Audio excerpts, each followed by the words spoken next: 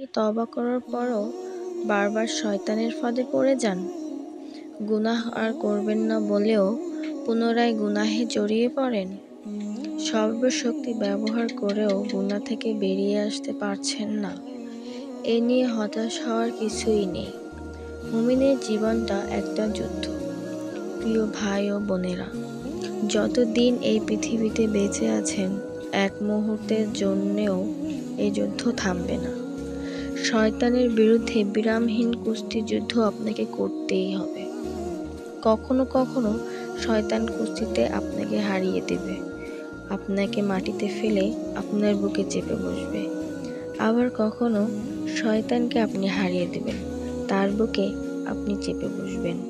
আপনি কখন গুনাহ করে ফেলছেন এই মানে শয়তান আপনাকে হারিয়েছে, আপনাকে মাটিতে ছুঁড়ে ফেলছে।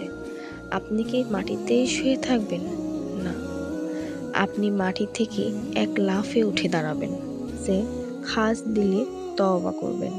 তওবার অর্থ হচ্ছে ত্যাগ করা, ফিরে আসা। আপনি নিজেকে সংশোধন করবেন এবং ভালোভাবে গুছিয়ে নেবেন। যে দুর্বলতাকে কাজে লাগিয়ে শয়তান আপনাকে দিয়ে গুনাহ করিয়ে নিচ্ছে, সে দুর্বলতাকে আপনি কাটিয়ে ওঠার চেষ্টা করবেন। আপনি তখনই শয়তানকে পাল্টা আঘাত করবেন, আপনি বেশি বেশি নেক আমল করবেন। আর নেক আমল করা মানেই শয়তানকে হারিয়ে ফেলা।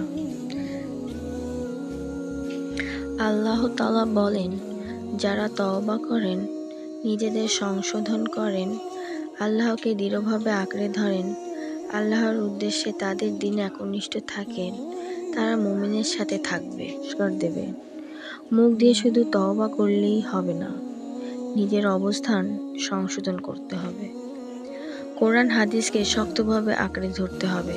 অন্য আয়াতে আল্লাহ বলেন, যারা তওবা করেন, ঈমান আনেন ও নেক আমল করেন, আল্লাহ তাআলা এমন লোকদের গুনাহগুলো সওয়াব দ্বারা পরিণত করে দিবেন। আল্লাহ ক্ষমাশীল, পরম দয়ালু। প্রিয় ভাই ও বোনেরা, শয়তান আপনাকে হারিয়েছে তো কি হয়েছে?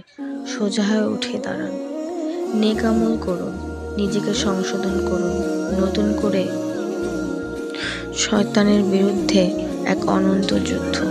ইনশাআল্লাহ শয়তান আপনাকে দিয়ে গুনাহ আর করাতে পারবে না। আল্লাহ যেন আমাদের সবাইকে গুনাহগুলো থেকে বেঁচে থাকার তৌফিক দান করেন। আমিন।